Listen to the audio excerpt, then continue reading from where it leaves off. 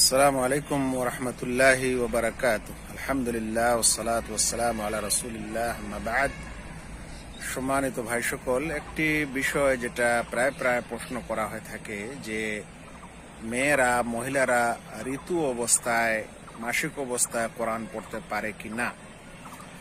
বিশেষ করে যদি ছাত্রী হয়, যারা মাদ্রাসায় পড়ে বা কোরআন পড়ে বা হিফজ করে বা শিক্ষিকা হয়, তাহলে সে এভাবে কোরআন পড়তে পারে কিনা।